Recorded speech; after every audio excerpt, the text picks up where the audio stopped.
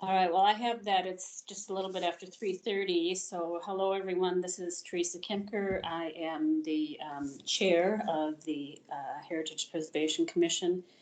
And welcome to our meeting for Monday, October 4th of 2021. I'll first do a roll call for the commissioners. And so let me know if you're online with us when I call your name. Commissioner George? Here. Thank you.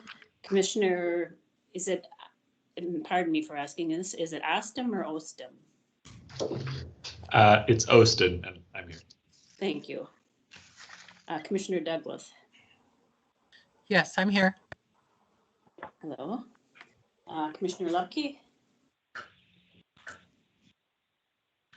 I'm here. Commissioner Peroutka? Commissioner Nelson? Here. And Commissioner McDonald's not going to be with us today, I understand. Let me just try once again for Commissioner Lupke or Commissioner Peroutka. Okay. Then we have an agenda for our meeting today, and I have a motion for adoption of the agenda and a second for that motion. This is Commissioner George. I move we adopt the agenda as presented. Thank you. Commissioner Nelson, second. Thank you. Any opposition to that motion to adopt the agenda? Hearing none, then we have an agenda.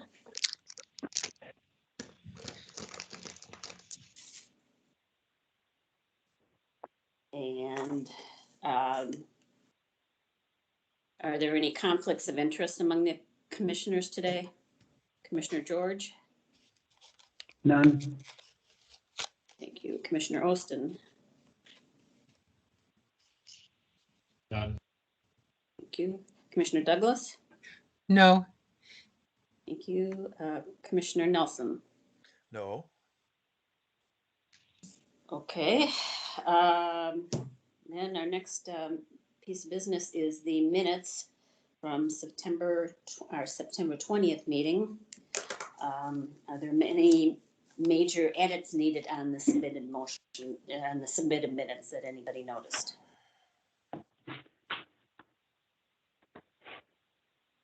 Hearing none, if the minutes are true and correct, is there a motion and a second for approval of the minutes? This is Nelson, so moved. Thank you. Commissioner George, second. Thank you. Any opposition to the motion for approval of the minutes? Hearing none, our minutes are approved.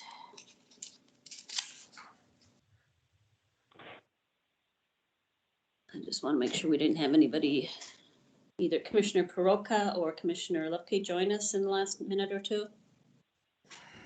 No? This is Commissioner Peroutka. I'm here. Okay, thank you. No conflicts of interest for you today? No conflicts of interest. Okay, thank you.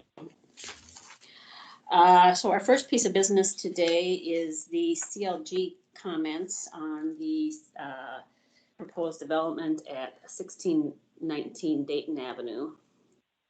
And we should have a staff presentation on that.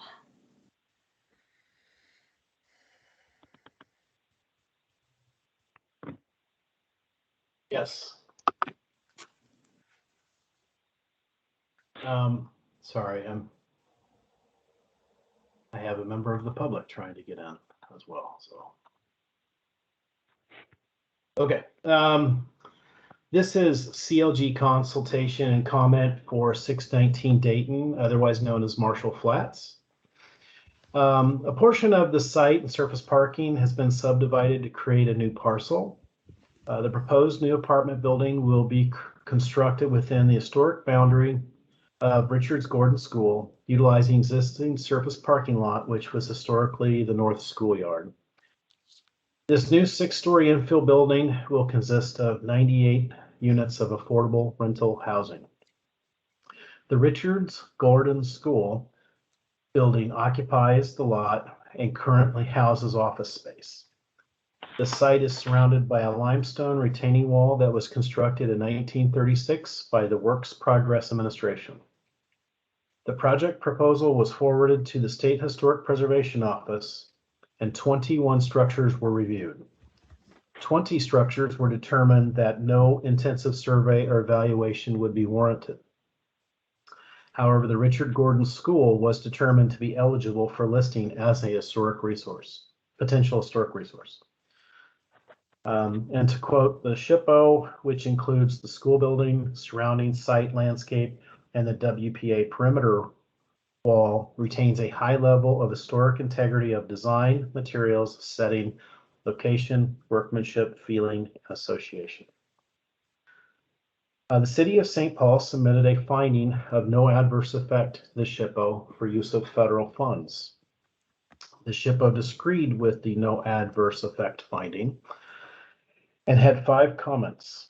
1, it is clear that the federal undertaking will directly alter the characteristic and result in diminishment of overall integrity of the historic property.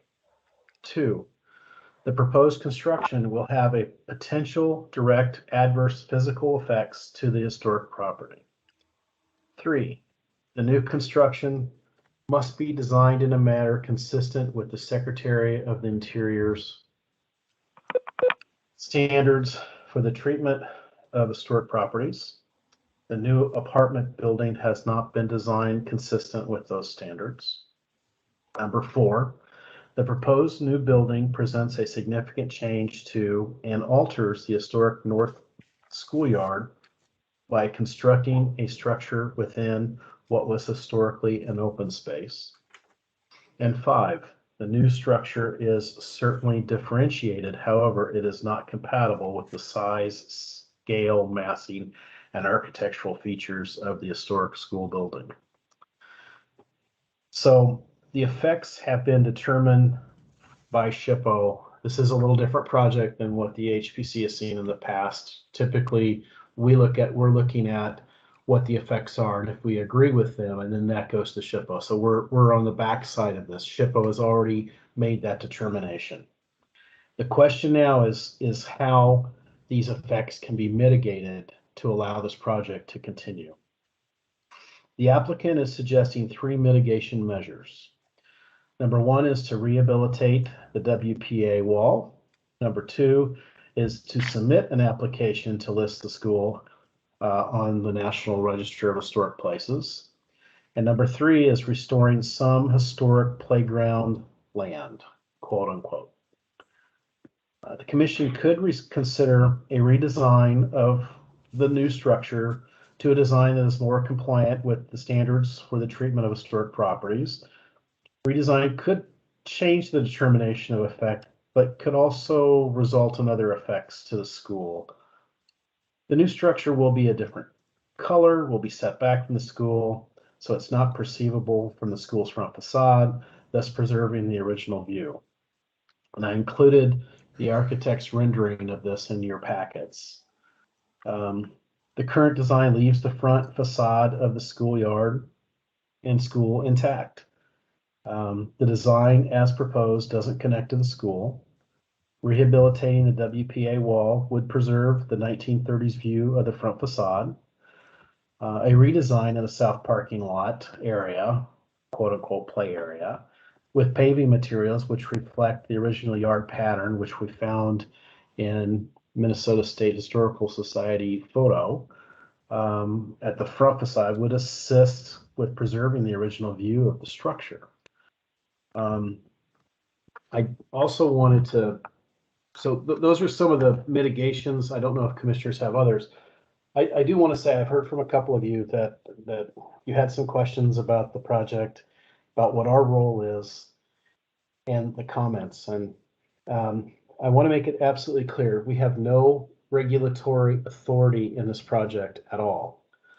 The school is not designated. It's only been deemed eligible and still have to go through a process to become designated.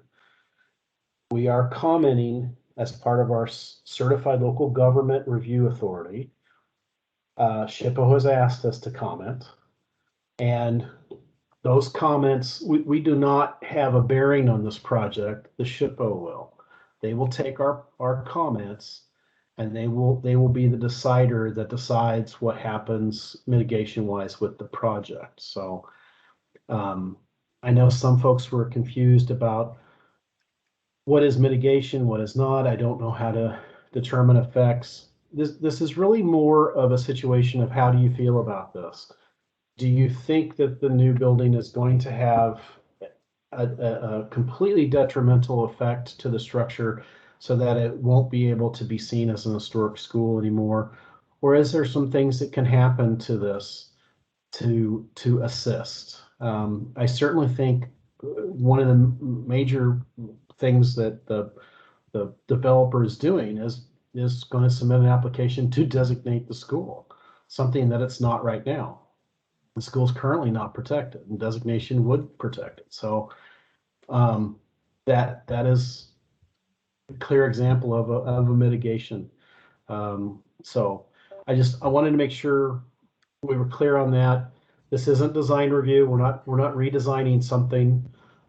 So we can certainly have a comment back to the SHPO that says we think the design of the school, the design of the new apartment building needs to be reconsidered if you choose. But we don't get into the design of that. So, all right. Are there questions? Are there questions for staff from the commissioners? Commissioner Peroutka? Yes, thank you. Thank you, George. So our comments, my question for staff is that would the City of St. Paul HPC have authority and comment on the new construction if the school and the surrounding historic wall are listed? Thank you. Only if the site was designated before this project was permitted. But my understanding is that lot's been subdivided out, so it'd be its own separate parcel. So no, we wouldn't have it. If it was all one site and not subdivided and it was designated, then we would have the ability to make comment to the planning commission about the subdivision, but that's about it. I mean, we wouldn't have a lot of regulatory authority over the structure itself. Thank you. Any other questions for staff from the commissioners? This is Commissioner Nelson. I have a few, if I Okay. may. Yes, Commissioner Nelson? First of all, thanks, George, for your report, and especially for the stuff that you added later. It really helped clarify where we stand in all this.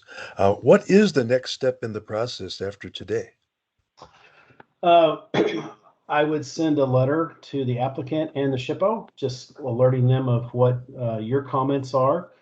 I believe they're also meeting with a district council to get their comments. And then the SHPO will consider those comments and come up with a mitigation plan. Okay, that's helpful. I'm glad you mentioned the district council because reading through the official publications from the National Park Service about 106 review, there are lots of mentions in there of consulting parties, and I guess we're a consulting party, right? Correct. Is it our job to try to represent the interests of the people of the city and the neighborhood in this process? No, our job in this is to represent the interests of the potentially historic resource. And what do we feel that there is an effect, and how we would mitigate that effect. We have a public meeting, and the public is welcome to come and comment. And also district council will have an advertised meeting that neighborhood members can come and comment at, and those comments are gathered, given to the SHPO as well. Oh, that's very helpful. You know, I live quite near this place, and I've been asking around with my neighbors. Nobody's heard anything about it. So it's good that there are going to be public meetings. You wrote in your memo, the commissioner could consider a redesign of the new structure that is more compliant, so on and so forth. SHPO wrote that the thing must be redesigned to comply with the national park standards. I see a difference between could and must. Can you explain? So SHPO is the authority here. They're the ones that have the regulatory authority in the matter, and they're the ones that will dictate to the applicant what they need to do for mitigation. You as a commissioner, of a consulting party, you can certainly consider that if you want.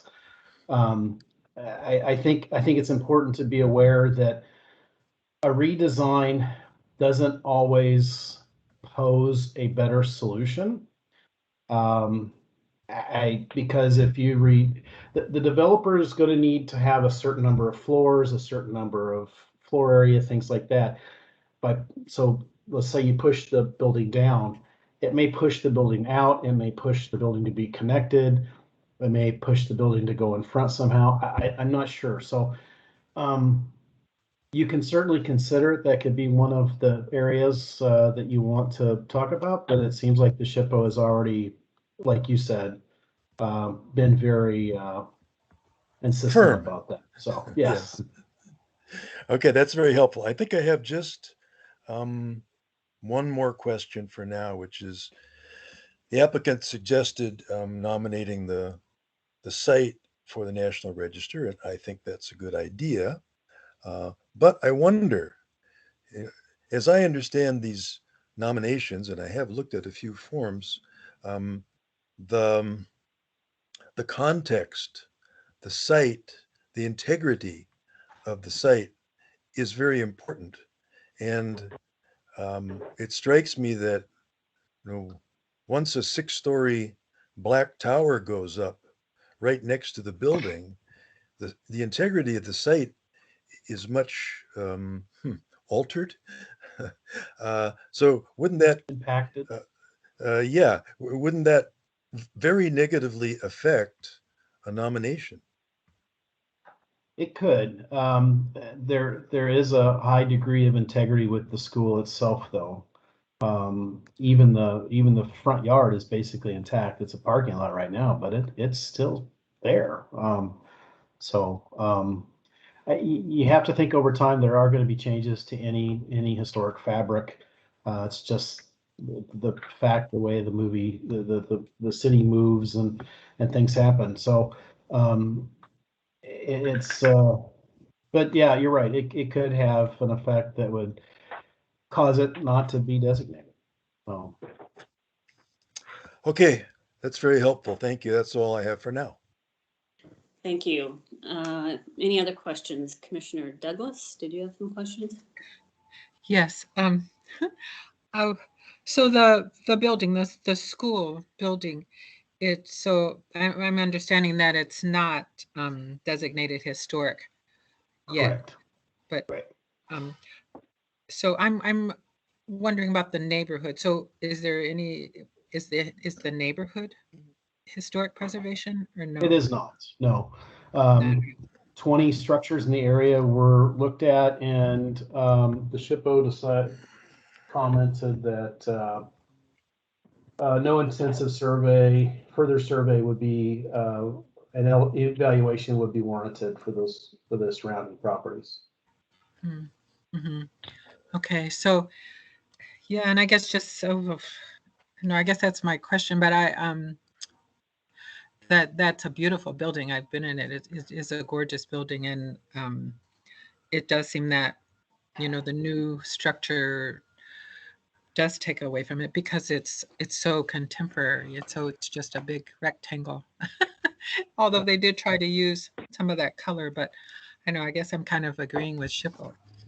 It's unless they add, I know you said we're not designing, but if they added the same facade perhaps that's on the original building would, kind of be more in keeping with that building, but I don't know. That's all I needed to say. Thank you. Thank you. Any other questions? Commissioner Perouka, did you have another question? Yes, I did. George, the structure and landscape in question right now takes up an entire square block, is that correct? I don't believe it takes up an entire square block. I think the eastern end of that block has been subdivided off. Okay.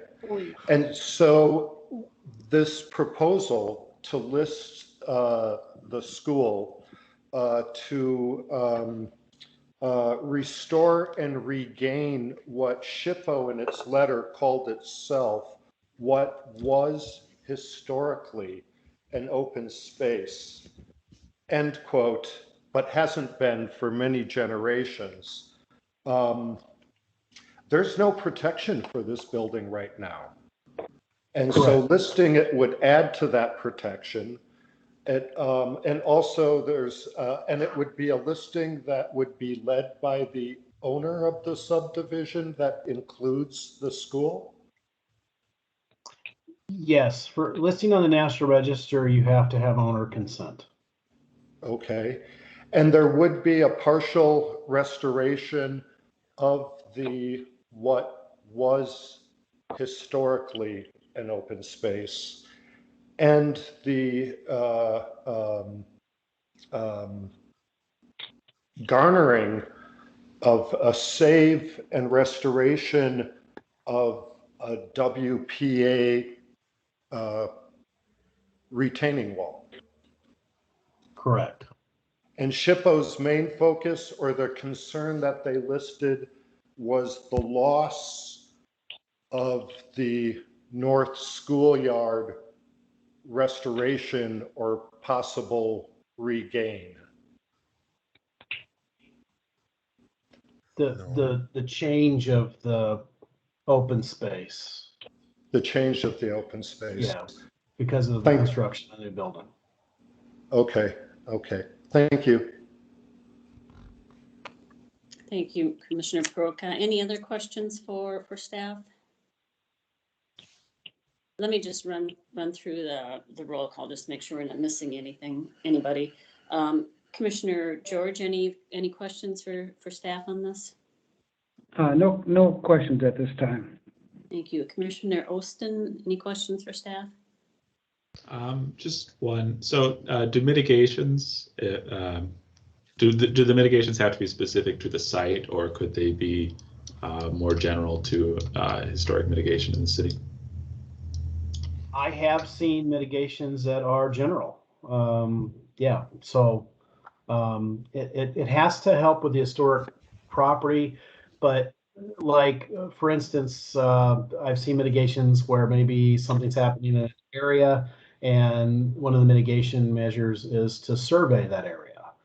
I'm not suggesting that here, but there are some things that could happen mitigation wise that maybe isn't directly affecting or assisting the school so much, but maybe the area if we knew there was historic resources nearby. Does that make sense? Sure. Excuse me. Any further questions, Commissioner Olson? Not at this time. Okay, thank you. Commissioner Douglas? Any further questions? No, not at this time. Commissioner Perouka, anything further? Yes, I have just one more question for staff. So again, there were 21 buildings looked at, and this is the only one that is being looked at to be listed, the only structure and landscape. Correct. Basically, the structures surrounding the proposed new construction were all initially evaluated, and the SHPO said we only think the school is potentially eligible. And so this is the opportunity to list something. Okay, thank you. Commissioner Nelson, anything further? Just one. The applicant doesn't own Richards Gordon School, does it?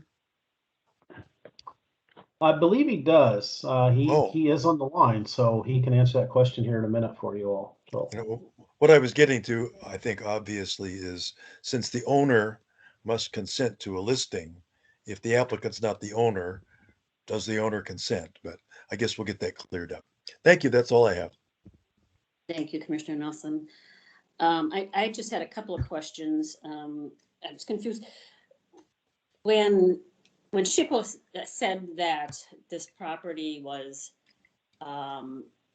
potentially eligible to be designated as a historic site, is that I know we've had that with other buildings we dealt with, and is that some sort of formal designation, or or finding? Has somebody done that in the past?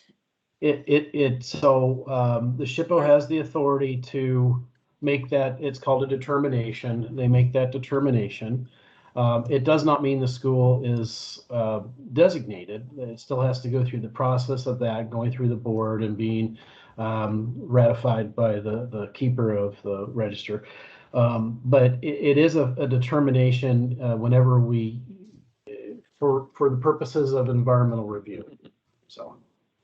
And I mean, one question is whether was that determination, it wasn't clear to me if that determination was made as a part of the review for this proposal, or if that was some determination that was made earlier in context with the survey of the area or something like that. It was made in context of this new construction. My understanding is that a part of the environmental review, because federal funds is going to be used for the new construction. Okay. Yeah.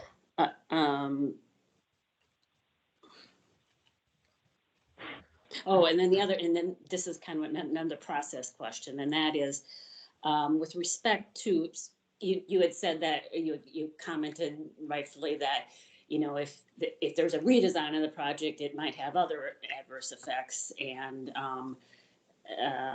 so that's something to take into consideration. But am I right in understanding that at some point the applicant is going to have to get SHPO to agree with its design of the building so that it meets the standards? Or SHPO is going to have to be comfortable with the mitigation for the site. Okay. Yeah, and that's all the prerogative of SHPO in negotiation with this environmental review and this project. So. Okay. Thank you.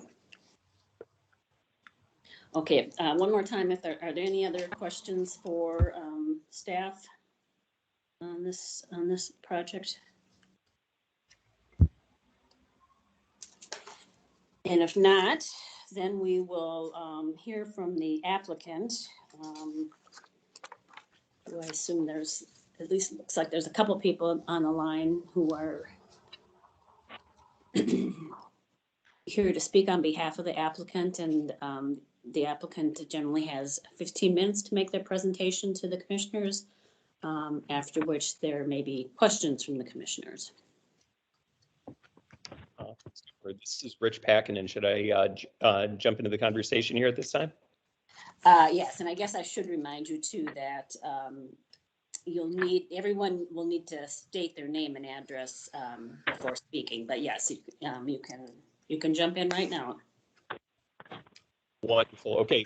My name is Richard Packinen, and my business address is 275 East 4th Street, Suite 720 in St. Paul, Minnesota.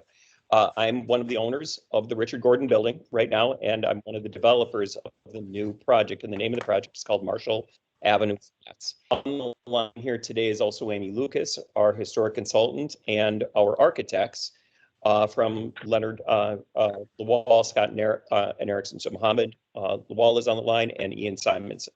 So I'm going to let them talk about the design, and I'm going to ask Amy to speak about the process, the more technical natures of this process. But before we get into kind of specifics, I really want to remind everybody on this call that what we're applying for here is approval to build an affordable housing project. And this location across the street it's probably the highest rent location in St. Paul. There's huge transit options, schools, jobs. It's right in the center of our city.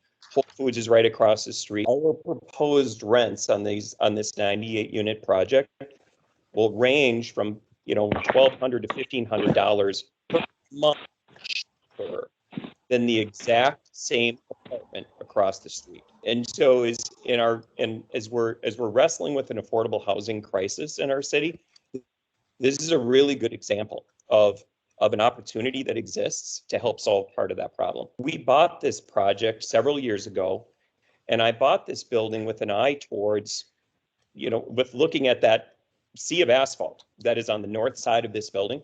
And we keep referring to it as open space. If you've stood on it, it's a completely underutilized piece of our city. There's cars parked on it for 5 hours a day, and beyond that, it's empty. And so our hope is to convert that parking lot into some very high quality housing for 98 families. In terms of the neighborhood involvement, we've engaged the local neighborhood group aggressively and extensively through this entire process. And we've gotten absolute support from them, for the project, for rezoning it, for the setbacks. Now for, in seeking, working our way through this historic process as well. And, we were on the land use committee is, meeting a week ago. We'll be on their neighborhood board meeting this Wednesday. And again, I expect to see unanimous support for the approval for this project. So with that, Amy, can you give a little bit of a description? And Mohammed, would you give a description of the project here as well? Maybe hand it off to Amy right now.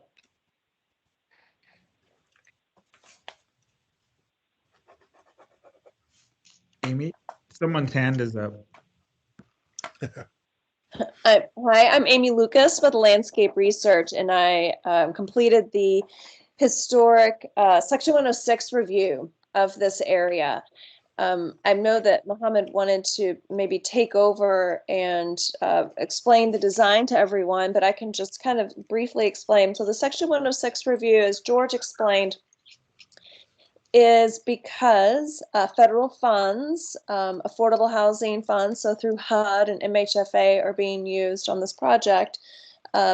Therefore, like a highway, bridge, or LRT line, the Section 106 review process started.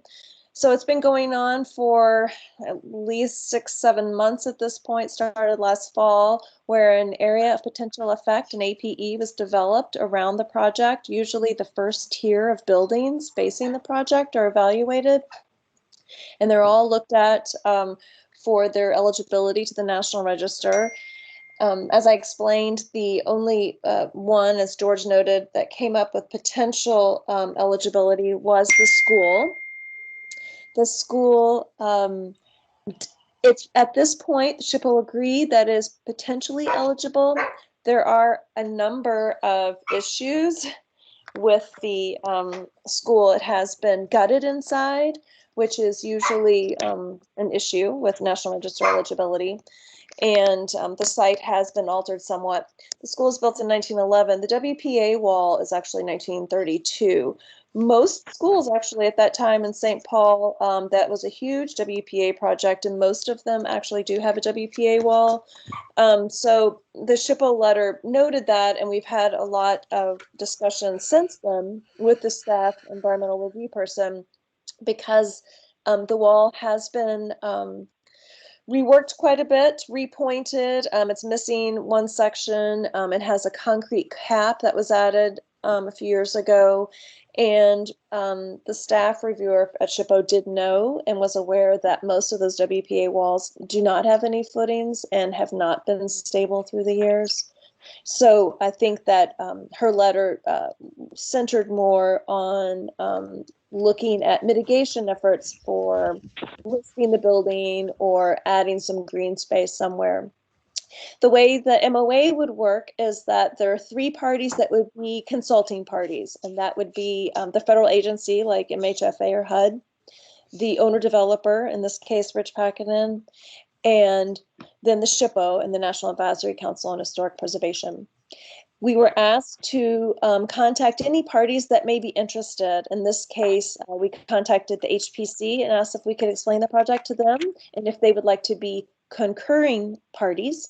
And we also talked to the Union District Council a few times before the Section 106 when it was just a development project, and now during the Section 106 process. And they have agreed to be concurring parties on the MOA. I'm here for questions, but I know that Mohammed, if we only have 15 minutes, really wanted to explain the project itself. Thanks, Amy. I guess we're gonna just explain the project blind, or do we show the project as we've designed it, or you all see it? I don't know how this quite works over Zoom. And I'll just state for the record, my name is Mohammed Lawal. My business address is 100 Portland Avenue South, Minneapolis, 55401. And I am the principal architect and CEO of Lawal Scott Erickson Architects, also known as LSE Architects. Ian Simonson is on the call as well, and Ian Simonson is an associate here at LSE Architects and has been leading the project effort on the Marshall Avenue flats at 1619 Dayton. So do we show on our screen what the project is, or I don't know? This is Commissioner Kimker. If you can certainly do that. I mean, that your renderings and your drawings and your were included in the packet that were sent to the commissioners and available online at the commission website. But you're certainly welcome to, if you can pop them up to the screen, that you're certainly welcome to do that. I would say that we do have a number of people that are calling in. Right. So they can't see the screen, so it's best to always maybe just describe what you're talking about and the design of it. So. And all the drawings are on our website under today's meeting date. Okay. I will describe what we have is we have designed a new 6-story affordable housing project, 98 unit affordable housing project at the rear of the existing Richard Gordon School on what is currently an asphalt parking lot. And not a green space. We have chosen to do a simple block form building to be very efficient and subservient to the existing Richard Gordon School. We are not trying to compete. We are also not trying to create a building that is identical to the building that was built in 1911. Based on our understanding of the standards and based on our understanding of Secretary of Historic Standards, we can choose to do a building that is either identical or could be fairly different from it. So we've chosen to build what we think is a beautiful, simple black tower. I think that would recede when one sees the Richard Gordon School from its primary face. The building sits back 50 feet from Richard Gordon School and does not impact or compete with the Richard Gordon School from its primary face at all. In scale, it will be a 6-story building based on a number of units, and it will extend to either side the entire length based on a number of units that we are trying to create. We've taken the window openings and created a very simple module of windows that move very simply along the building face, the north and south faces of the building. And we think it's going to be a fairly elegant building that sits on Marshall Avenue in the site. We do not agree with the finding of SHPO or that this is not compatible and does not meet the standards. So that's my description of the school.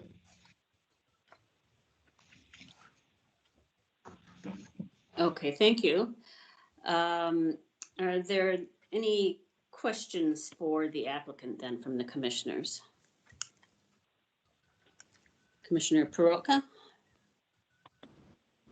Yes, thank you. I know the answer to this, but I would like to hear it for the record. First of all, thank the three of you for coming here today and offering your presentation. Has anyone involved in this project been involved with St. Paul landmarks in the past? And knowing that you have been, could you please state what a few of them are and what your vision is for this particular landmark, the Richard Gordon School building, and the WPA wall, and the restoration of the part of the North Schoolyard. Thank you. Yep. Okay, this is Richard Packin. Thank you for that question. I appreciate it. I've been operating in St. Paul for over 20 years, and caring for historic properties is a central part of my business. It's core. We've renovated most recently the Northwestern building down on 4th and Wall. We've owned that for 15 years. The Pioneer Endicott project, that is a project that we've owned. We bought that in the recession. The old historic or the original Ecolab headquarters, now the Osborne 370. I'm one of the partners in that. We have renovated the Lowry Medical Arts building, Rossmore building, the Produce Exchange building all downtown. Delwood Gardens is an assisted living facility that I own up on the east side. That is the oldest nursing home in the state of and so the fact that we bought the Richard Gordon building and it's as a historic building, that wasn't lost on us. And owning that building, caring for, doing work with it, making sure it serves an important functional element in our economy and our community is central to what my company is about. And so if you look at all of the buildings that we own, we invest aggressively in them, improving capital investments. We try to do so always in respecting the historic integrity and the process that goes along with caring for a historic building and complying with it for regulation. So that's an extensive answer, but the answer is we touched a lot of historic buildings in the city and we love it. Thank you. And for the reasons of full disclosure, I am joining this meeting from the Lowry Medical Arts building right now. So thank you. Thank you, Commissioner Peroutka. Commissioner Ostin, did you have questions for the applicant? Yeah, I also want to thank you all for coming. So to see this building forward. I just wanted to ask quickly about Mr. Lawal's comment that you disagree with SHPO's finding on this, and I wondered then, are you intending to appeal their finding, or is that more of a statement of your opinion about the design? I think that's a statement of my opinion about the design. I think I don't think it should be. I think it's not compatible in terms of, I don't think it's appropriate to design a building in 2021 that matches a building that was built in 1936. And I think that what we've done is a building that is fairly unique. It's authentic to its program and what it houses within it. It has taken a greatly underutilized parcel of land, which is currently a parking lot, and creates great density. And at the height and scale that allows it to be affordable. I think that the materials we've chosen, we've used on other projects, and I think it will be a delightful building and addition area and appropriate of its time. And Mohammed, could I add to your comment there? Yes. For the record, I just described our history in caring for old buildings in the city of St. Paul. I chose to work with Mohammed Lawal and LSE for a reason. I did a lot of research on the architectural firm that we would engage that would do the best possible project here. And that was Mohammed. And so I would encourage this group, if you're not familiar with the work that he has done, I would really encourage you to do a little bit of background work.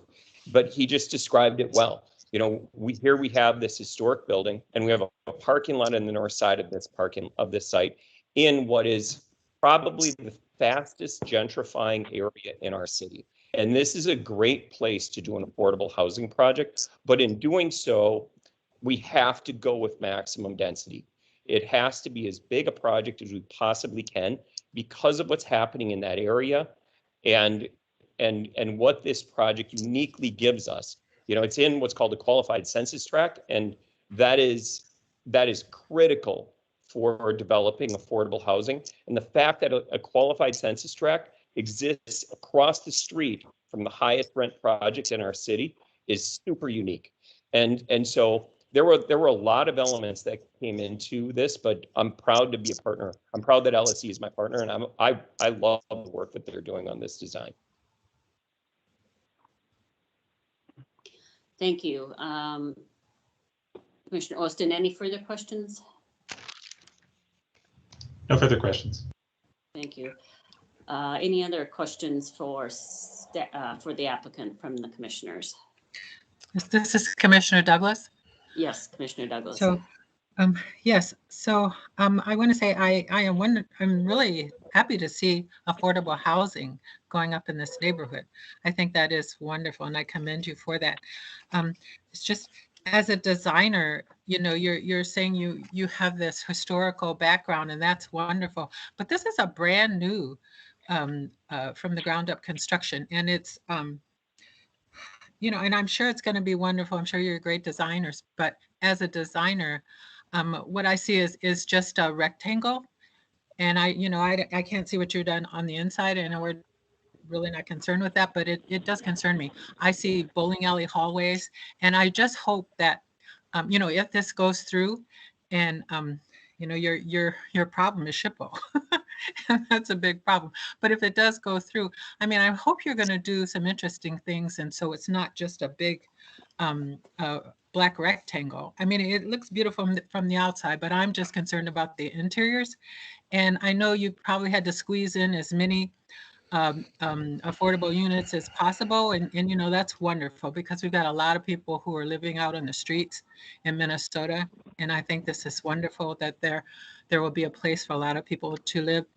But again, as a designer, I just it's just straight hallways with those little doors, and I just wish that the architects in Minnesota would come up with more creative ways to design a facility that houses many people, but make it more interesting and individualistic. So yes, thank you. Yeah, and I totally respect that point, but corresponding with that point is this is a unique piece of land, and if we start trying to, you know, make design changes like that, the immediate impact to that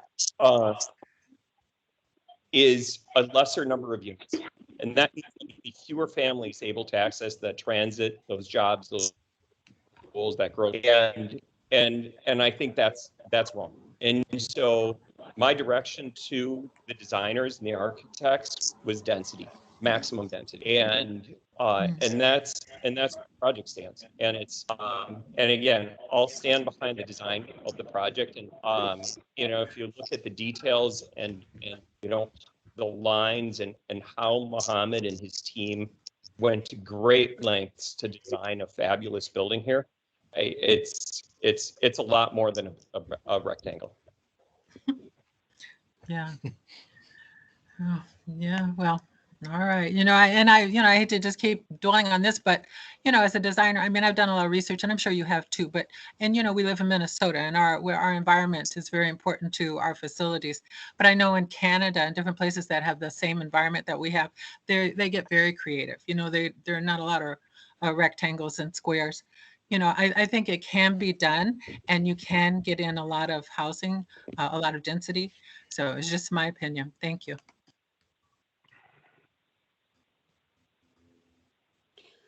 Thank you. Any other questions for the applicant from the commissioners? This is Nelson. I have a few. Commissioner Nelson, please go ahead. I think this question, maybe these first few, are directed to Mr. Lawal. And before I begin, I want to say I have seen some of your work. My kids use my grandkids, sorry, use the Weber Park Library, and I think that's a wonderful, wonderful building. So I congratulate you on that one. Now for my questions. Obviously, there's some artistic choices that have been made here, and I want to ask about them. You said that the design, you called the design subservient to the Richards Gordon School. And by the way, everybody, it's not Richard Gordon, it's Richards Gordon with an S. Anyway, I wonder if you could explain how what does look like a big black tower looming behind the school is subservient to it. As opposed to thanks for the question, as opposed to an ivy tower. And thank you for the information on the Weber Park Library.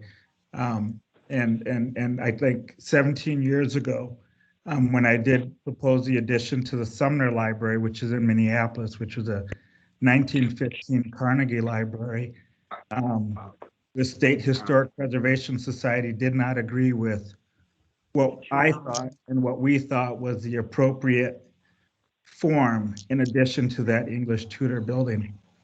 17 years later, we've been rehired to redo it because it's been so well received. It received a historic award for its design, and it was very contemporary in its thinking then, and it continues to be contemporary in its thinking today. So I think, you know, there are a lot of ways that one look at buildings and one perceive them. We've spent a lot of time in the recent years studying materiality, form, shape, and scale. And what may appear to be a simple black tower to some is to others, like the Weber Park Library when we were working on it, an elegantly simple building that is of its context and place and time. And, you know, I think the historic standards are clear as I read them and as I've understood them, is that one may choose to try to match the building as it was, or one may choose to be not match the building in its shape, size, and or form. And I think that having a darker building, as we have, I'll call it a charcoal building, allows it to reseed when one sees the school from the south face, which is the front of the Richards Gordon School. There you go. Which is the front. So it allows the building to recede, as opposed to, we looked at it at one point as a ivy tower or cream colored building that matches the Richard Gordon School, if you will. And one, we thought that given the size and scale, would pull the housing project forward to the south, that the Richards Gordon School matted itself into the background, into the housing project, and that there wasn't enough differentiation between the two buildings. And we did not think that that was an appropriate response, nor do we think it's an appropriate response in this instance. And so we chose, through a series of studies, to go with the charcoal building. We did carry some datum lines from the Richards Gordon School through the Marshall Avenue flats, so that some of the datum lines and the base of the building do carry forward the sort of light limestone color of the Richard Gordon School, on which the charcoal tower sits above. So. Yeah, I get it, I think. I completely agree that trying to match can be a design trap. And yeah, artistic choices have to be made. I understand that. Someone, maybe it was you, wrote in the executive summary, it's our goal to respect the unique qualities of the site. I wonder, what do you mean, the unique qualities of the site?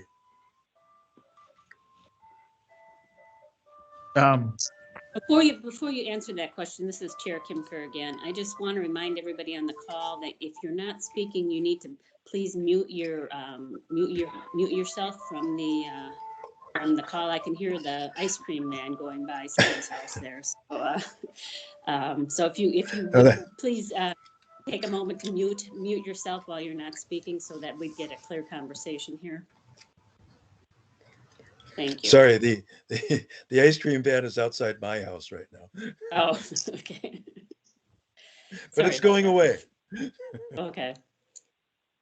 I think that, I believe this is a classic revival building. Is that correct, Ian? Yes, Mohammed. Thank you. So I forget which commissioner asked that question. Nelson. But I'm sorry?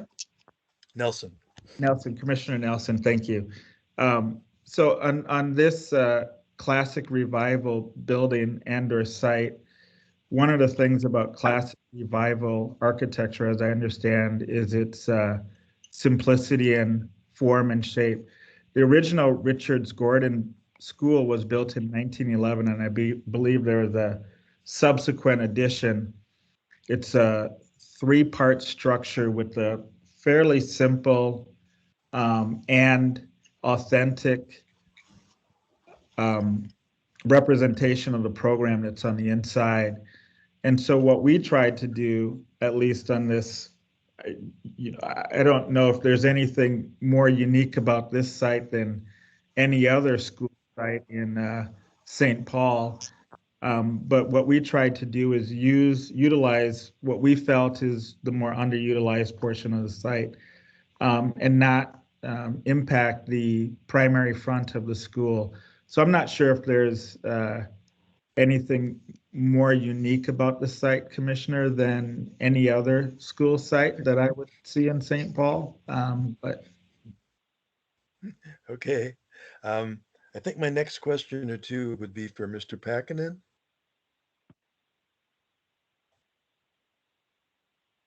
Okay, I'm ready. Yep. Okay.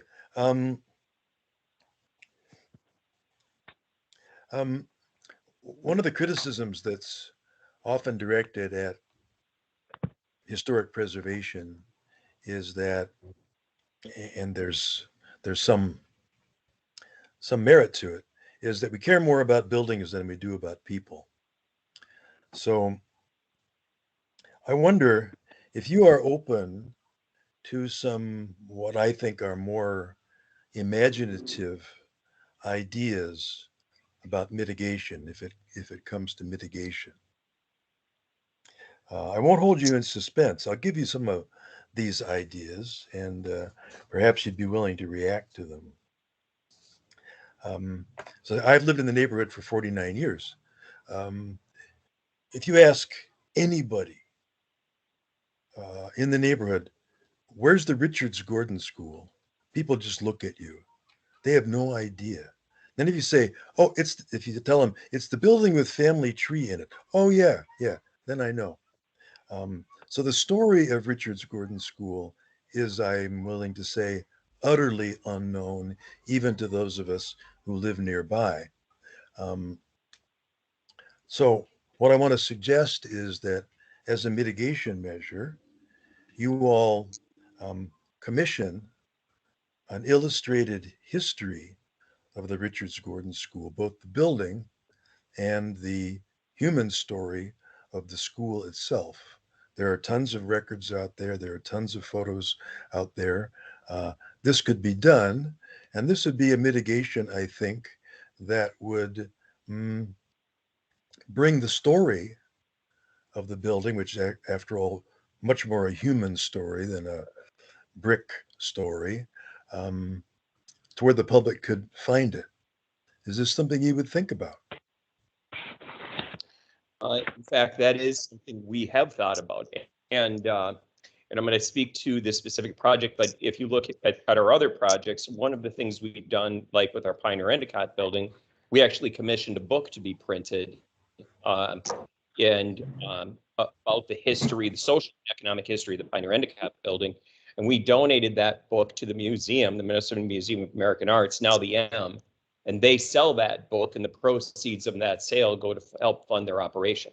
But come back to the building here, and one of the ideas, in addition to listing attempting to list the property on the historic register, I know that that's never a process with certainty, is to conduct community education about the history of this building. And that was something that I think Sarah Beamers at the SHPO recommended, we incorporate in as a mitigation effect. So in fact, the answer is yes, and is something that we would entertain and plan on doing. Well, I'm very glad to hear that. So would you also be willing, and this would be a sort of, well, one might think of it as a natural offshoot of doing that book or publication, of putting in one of the buildings an exhibit with photographs and telling the story, so that maybe both the tenants of your office building and the renters of the building next door could be reminded of the history of the place. Yeah, I think that absolutely, because just like writing a book, if you conduct community meetings, well, those community meetings will only last as long as the community meetings last. So whether it's an exhibit or some kind of display, or a social media component, all of these things are all potentials. But the idea around the education and the mitigating effect to this, this is that we create some kind of community education piece that is lasting. And I think that's, I wouldn't know I wouldn't want to commit to an exhibit, because we'd want to think through what are all the possibilities, and we're brainstorming right now. But the answer is definitely yes. We would seek to do something that has a lasting effect on the community, understanding of what this building is and and the purpose it served in that community. Well, thank you for that. Then I have one more. This is about the WPA wall. I go by the little sign, incised sign that says WPA almost every day. But if you ask anybody younger than, say, I don't know, 40, what's the WPA? They're just going to look at you. It was 1,000 years ago. But the WPA's contribution to Minnesota, to St. Paul, was long lasting. So I wonder if as part of what we've been talking about, or maybe a marker, a plate on the wall that commemorates the work of of the WPA in St. Paul is another mitigation that you would consider. And again, I would answer that in the same way I'd answered the previous questions, is that absolutely yes. I mean, it's all the story of the site. And you know, what is the WPA wall? Well, that WPA wall was put in place many years after the building was built.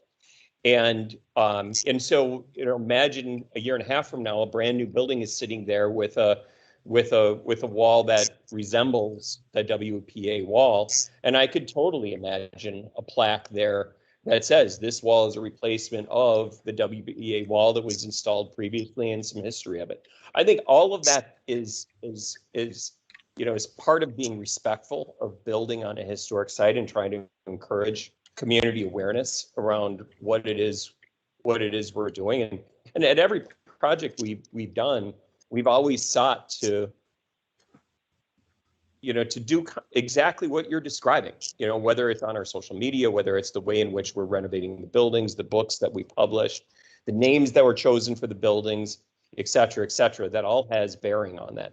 And so, like, if I can, I want to come back to that WPA wall for just a second. So next time you walk by that wall, take a closer look at it. And we're all talking about it being a WPA historic wall. In fact, if you really look at it, the top of the wall has a 1980s cap on it. And I mean, it's a 1980s wall. And if you go to the east side of the site, what was the WPA wall is now simply ruins. It's gone. I mean, there is no wall on the east side of that site.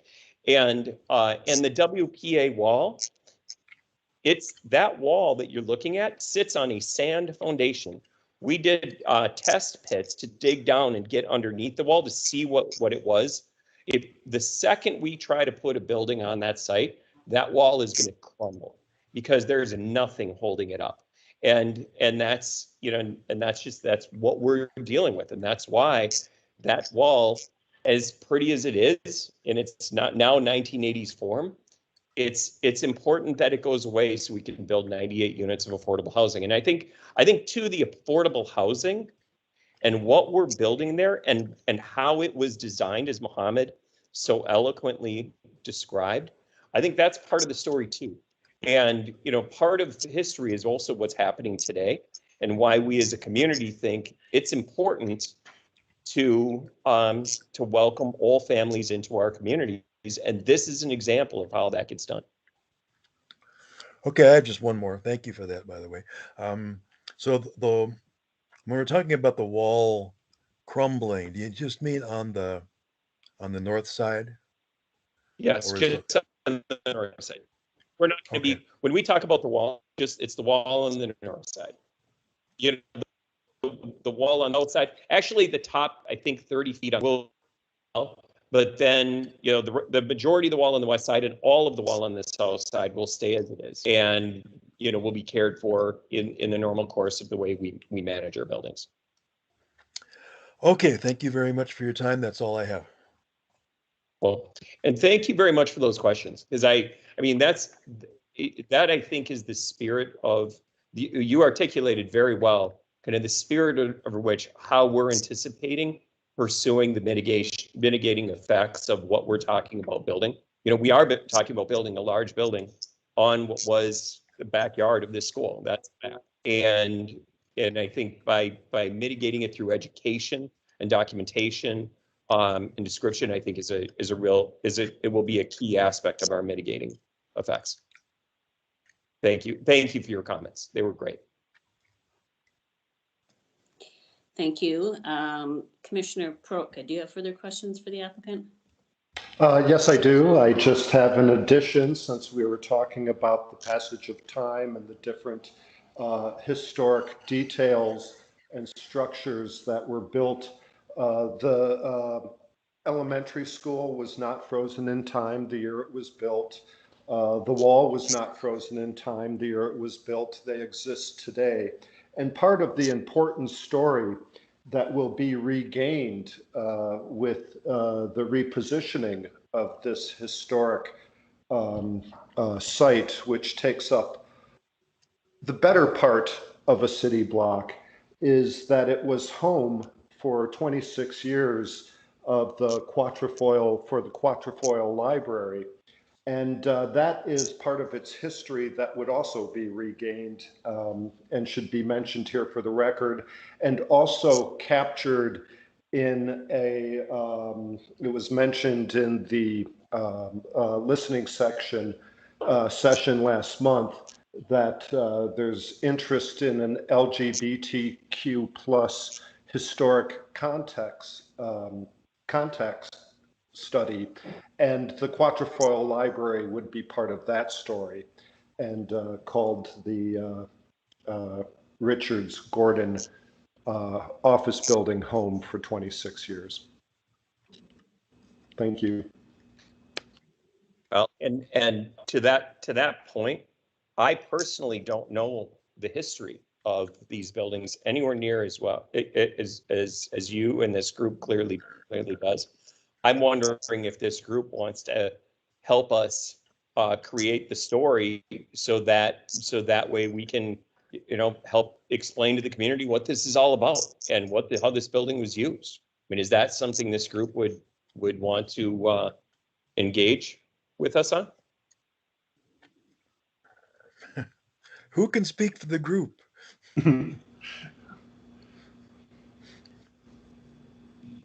I certainly think, this is Commissioner Peroutka, that when it comes time for comments, we might be able to capture the spirit of that feeling in the comments we have when we forward our comments to SHPO.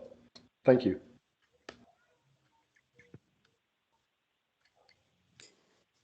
Any other questions for the applicant from the commissioners?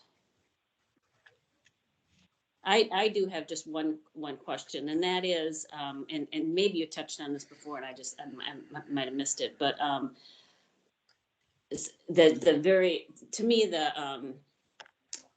and maybe intentionally so, but the dark black color of the building is very much in contrast, and sort of, to me, it feels like it intrudes on the building, on the school, and I'm wondering if there was ever any consideration to, having, the similar structure, but a lighter color glass exterior on it that would sort of reflect the school more than what, to me, it seems like it kind of looms over it. Was any thought given to that, or? Yeah, Mohammed, I think you should probably speak to that, but I want to really restate. A lot of consideration has been given to the color and the presentation of that building, and I really want to reference Mohammed and the work that his firm has done, and the thought that his organization has given to that exact question. We're not trying to match the existing building. We're trying to contrast it, and do so in a very respectful, very well-designed manner. And Mohammed, would you speak to that point? No, sure. Commissioner, we have done a considerable number of studies, and we'd be happy to share those where we have in some ways used a lighter color material on the building, and different combinations. And I think and I think the one commissioner made a comment about how certain things may come down to an artistic choice and a nuance that even I may not be able to render as we illustrate. And I think that, and there have been a lot of conversations about being here in Minnesota and what is, and I also know 6 months out of the year, and it's winter. And I have a fear when you do affordable housing projects that they look elegant, that the families that live in them are seen. They feel that they're in a respectful place and a place that is elegant and it feels appropriate.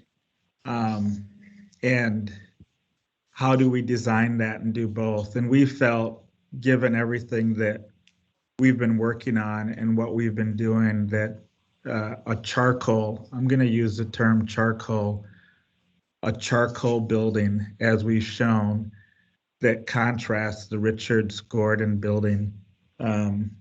Also, we just felt it was better than the others, and it's just I think it's an artistic piece that we just spent a lot of time looking at on the site, and we were open to re-looking at some of the things that we've done before, but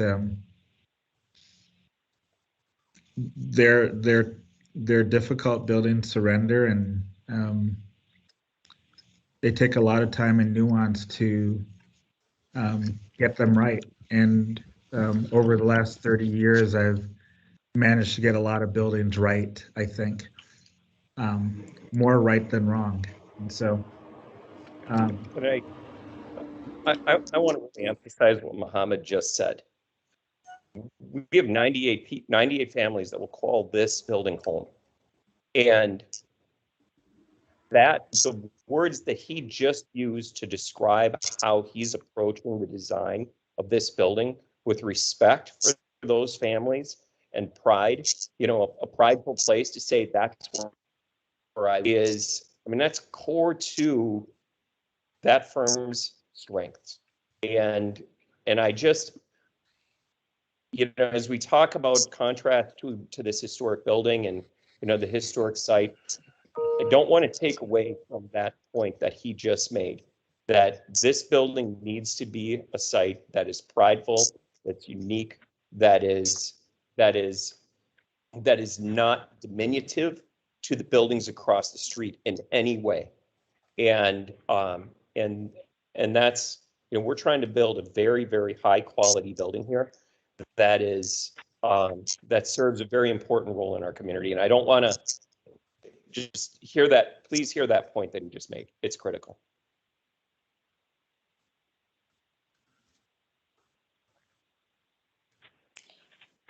Okay, I guess, you know, I understand the point you're making and I appreciate it and I think it's great and I think it's important.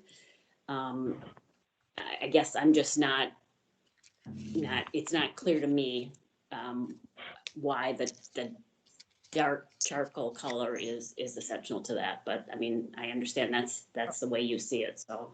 I think that's fair, and I'll go back to, because I'm not an educator and things, and we're dialoguing on things. When I was working on the Minneapolis downtown K-12 in 1994, we had a lots of discussions, and there was something that came out in our discussion that was called the Beijing of America, and that's what this committee is doing. But there's this thing when people are selling homes, everyone wants to pick them beige, or so they don't elicit a response. I think one of the commissioners talked about the Weber Park Library. We had lots of community meetings and people wanted this building to be a limestone stone from Chaska. And I chose a material that no one thought of. It was a Cold Springs granite and did 5 different finishes. It was just something that was a little different on this 8,000 square foot library. And so I guess I can't elicit what we're trying to do, but what I can tell you is the story of the people that I believe are going to be renting here and what we're trying to do. And I think it's going to be a beautiful building.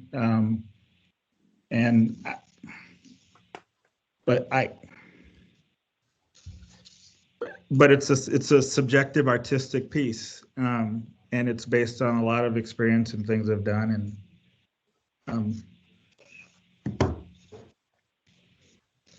but Thank you. I that. appreciate that.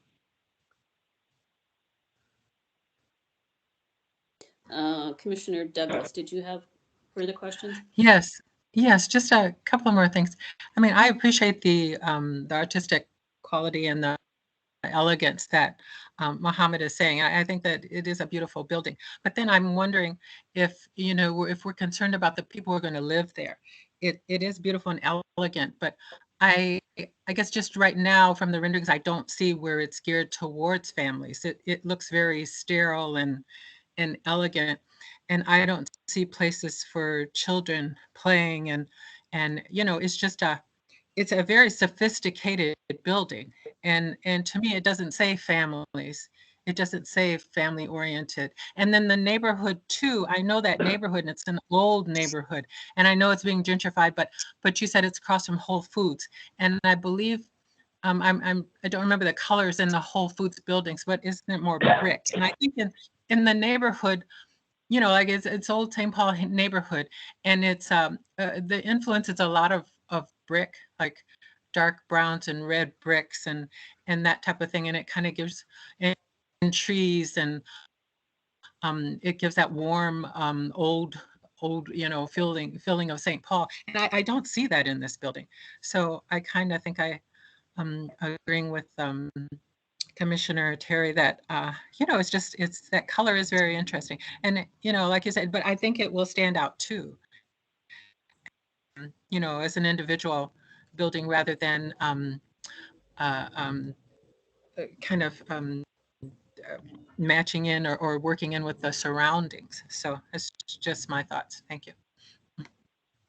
Would you mind if I responded to that? Would that be okay? This is Rich Packin in here. No. As part of receiving neighborhood support for this project, the neighborhood was clear that they wanted to include 5 3-bedroom units priced at 30% of area median income in the building. Now that may not seem significant, but it is, particularly at those rental rates. And so, you know, we'll have 5 3-bedroom units. Of the remaining, what is that? It's 93 units. Half of those will be 2-bedroom units, and the other half are 1-bedrooms. And so, I mean, the building is designed predominantly for families, and so it may not appear that way, but the design of it, you know, the number of bedroom counts, the facilities, that's what we're building. Thank you. Any other questions for the applicant at this point? Let me just run through the roll one more time, just to make sure we haven't missed anybody. Commissioner George, any questions? I just would like to make one quick comment that I do like the charcoal look of the building, because when I focus in on the school, that sort of goes away, and I like that contrast. Thank you. Thank you. Commissioner Ostin, anything further? Are we going to make further comments on this, or is this the? Just questions for the applicant at this point, yeah. Well, no questions. Okay, thank you. Commissioner Douglas, any further questions for the applicant? No, not right now. Thank you. Thank you. Commissioner Perook, any further questions for the applicant? No further questions. Thank you. And Commissioner Nelson, anything further? Nothing more. Thank you. Thank you, Mr. Packin, Ms. Lucas, and Mr. Lawal. I think that was very helpful. And George, was there any written testimony received on this application? We did not receive any written testimony. Okay. And are there any members of the public in the audience on this call that would like to testify or comment on this application? And if so, please state your name and address before speaking. And each person will have up to 5 minutes to speak to this.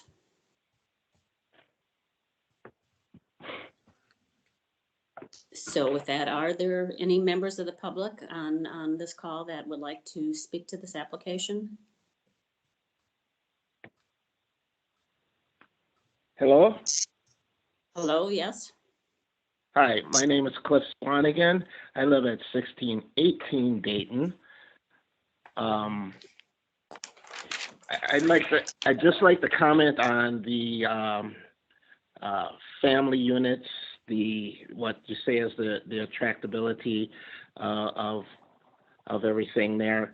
What we're doing, obviously, we tore down a playground to build a parking lot. Now we're going to build a family units that I'm not sure if they will attract what you're thinking of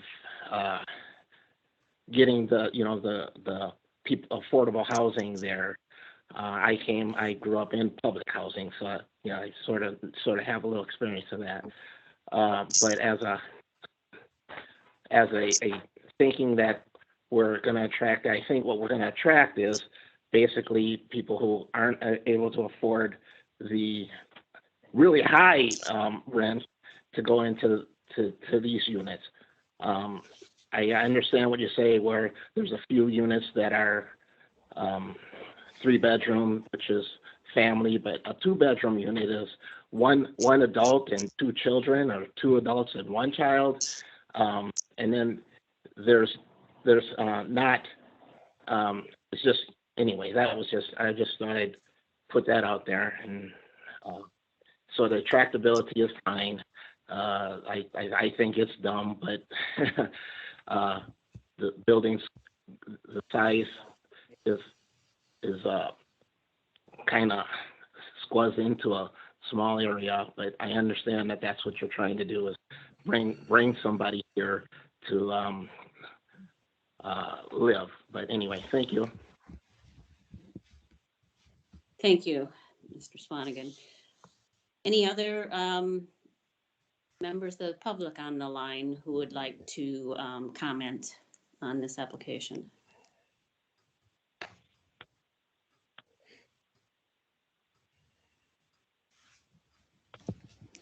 Again, I just want to make sure we're not missing anybody. Are there any other members of the public on the line who'd like to comment on this application?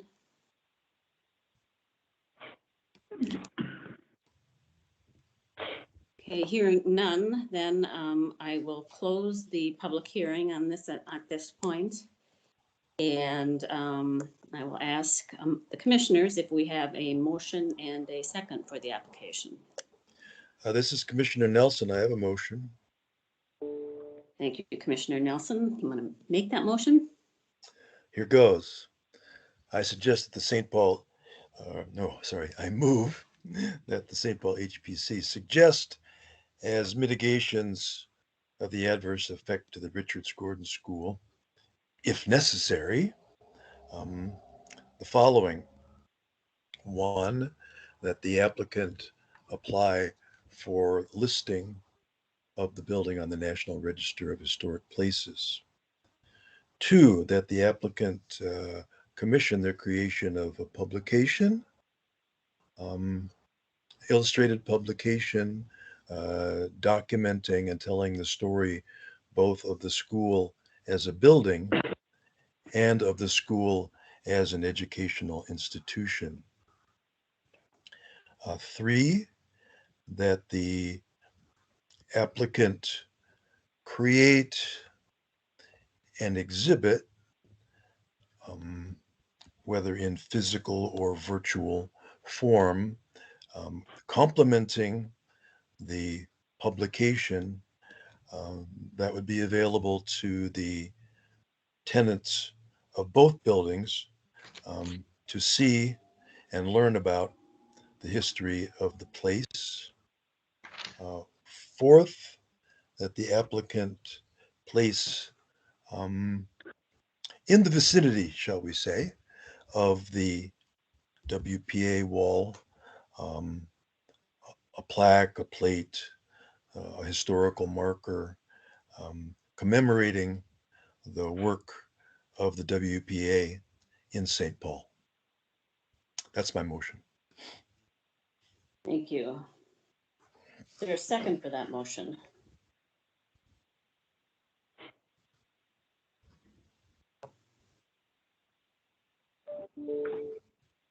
Any second for that motion?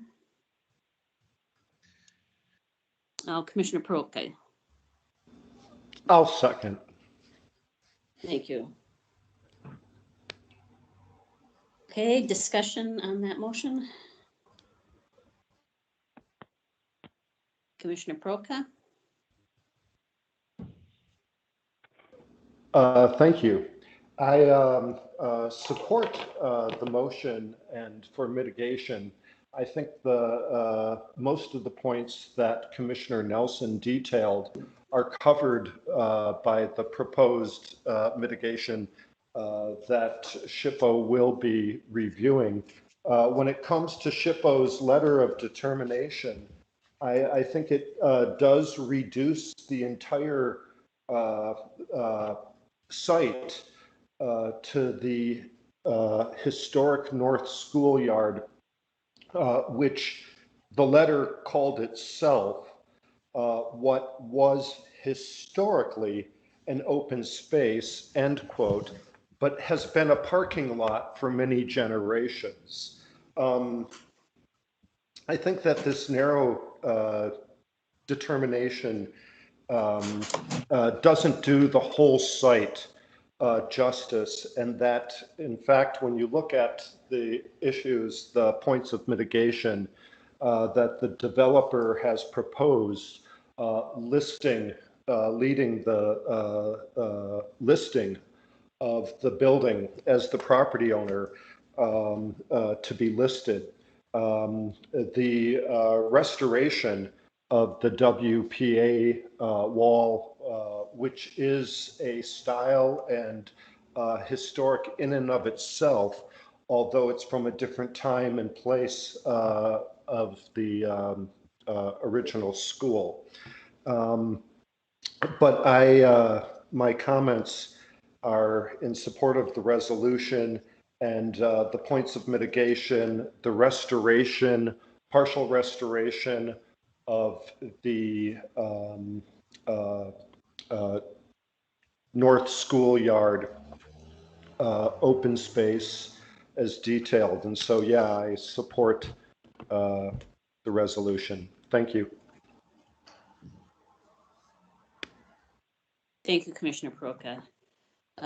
Commissioner Douglas, did you have comments on the thoughts on the motion?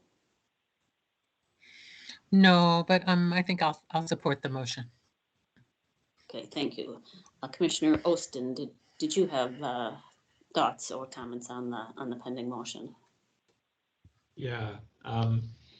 So just in general on the conversation so far, I do think the design is attractive. I want to commend the job of design that you've done. I'm not concerned about the charcoal. I think that'll be fine. I like the density. I honestly wish it could be taller and more dense, and I'm very sympathetic to the situation here. Going from the findings in SHPO, I mean, our opinion is one thing, but and I don't know that I would necessarily agree with SHPO's findings, but just looking at SHPO's findings, I'm not convinced that the mitigations proposed actually do meet those findings, or would be sufficient mitigations for them. I'm going to support this motion anyway, but I guess I'm just saying I wish you luck with SHPO going forward on this. Thank you, Commissioner Ostin. Any other thoughts or comments, discussion on the pending motion? Yeah, this is Nelson. I just want to explain, Ethan. The reason I put in the words "if necessary" in the motion is, I think, precisely aimed at what you said. SHPO may impose requirements that are entirely out of our control, which would change everything. So these mitigations obviously are not the design change that SHPO seems to require. That's out of our hands. So that's why I phrased it this way. I agree. Thank Yeah, you. it's a tough spot. Any other discussion on this motion? Sorry, commissioners, this is George Gause. I just wanted to break in here for a moment.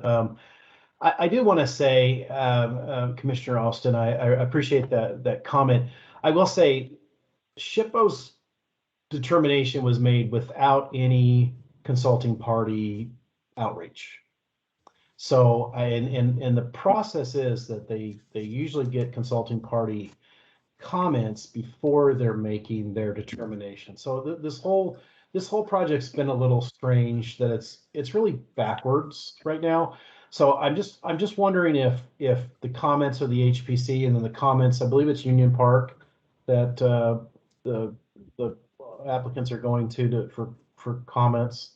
I just wonder if when those comments get back to SHPO, they may back down a little bit with the redesign aspect of this that they had said. So seeing that we're not as firm with that, I don't know that Union Park is going to be as firm with that. And it sounds like the immediate neighborhood is in complete support. So I did want to just share that. So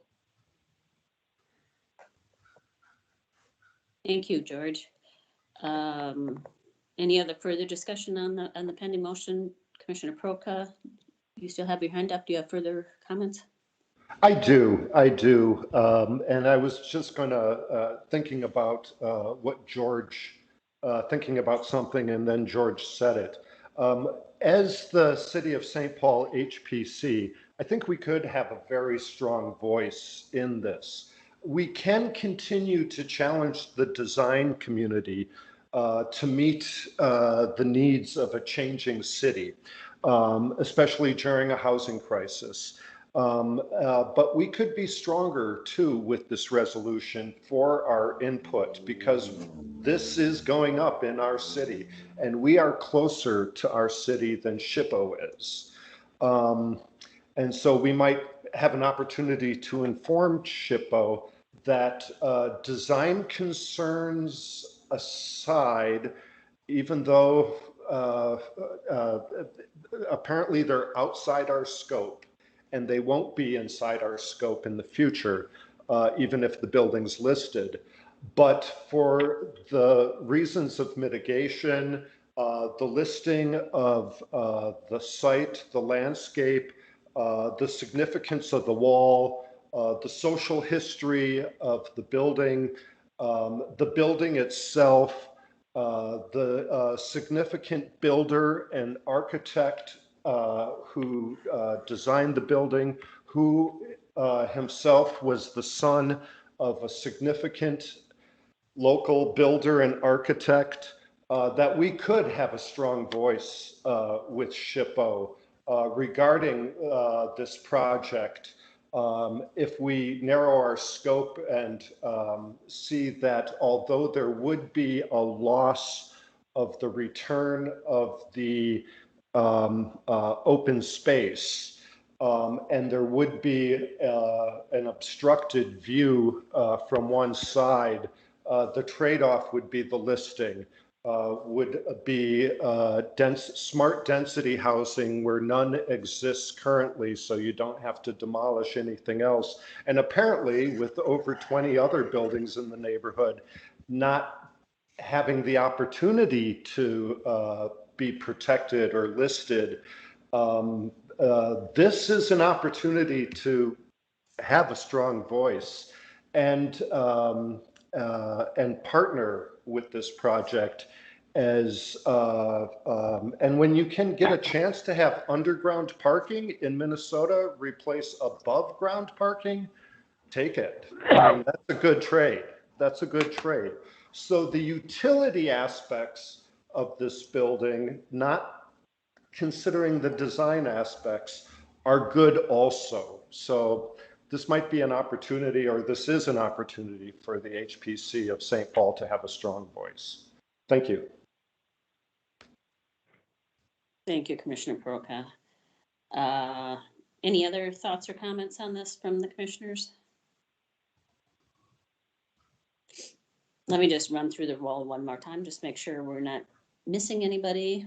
Commissioner George, any further discussion or comments on the pending motion? No questions or further comments. Thank you. Commissioner Ostin, anything further? No comments.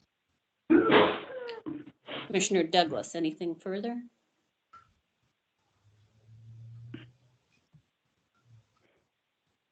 Commissioner Douglas? Oh, no further Anything? comments. No? Okay, Do you- thank you. Thank you. I do hear you now. Yes, thank you. Commissioner Perouka, anything further? Nothing further. Thank you. Thank you. Commissioner Nelson, anything further? Nothing more. Thank you. Then I will call for a vote on the motion. Commissioner George, how do you vote on that motion? In support or nay? I vote yes. I vote yes. Thank you. Commissioner Ostin? Aye. Thank you. Commissioner Douglas? Yes. Thank you. Commissioner Perouka? Yes. And Commissioner Nelson? Yes. Thank you. And then the motion is passed. So thank you all for participating in this, for the applicant, for the commissioners. That was a good discussion, and I'm sure we'll be hearing about this project again. So thank you all. Yeah, can I also say thank you for the comprehensive discussion there. That was, I really appreciate you all spending so much time with us today to walk through these details. Thank you all. Thank you. You're welcome. Thank you. So then we have one more item of business, and that is the fiscal year end report for the report to the SHPO. George? Yes, this is just a very technical item. We do it every year. It's nothing too terribly fancy. It is prescribed by the Minnesota Certified Local Governments Handbook. And you'll see out to the side, there's these little numbers, and that is referring to the citations in that handbook. So, it's the basics of the HPC and some of our numbers, which due to COVID-19, everything's down, except CLG reviews, which are very much up. So not sure if anybody has comments or wants to know more about it, but there it is. So, George, the only comment I would have, there's two things. One is that it has my old email address on there on the bio. Okay. So I'll send you my current email address. Okay. Once we get off here. And then I notice, I think it's still listing Commissioner George as the vice chair. And I think that needs to be updated. Yes, he would have been vice chair for a portion of this. This is I see. October Okay. to September. So, yeah, I wish it was okay. an actual year instead of this fiscal year. Yeah. Okay. Okay. I understand. Well, those are just my very minor comments on that. Great. Any other comments for George on the report?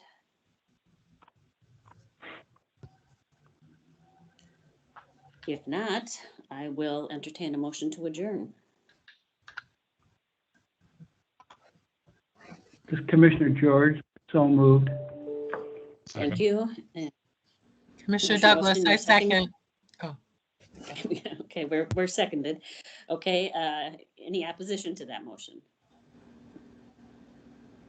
Hearing none, we are in adjournment. So thank you, everybody.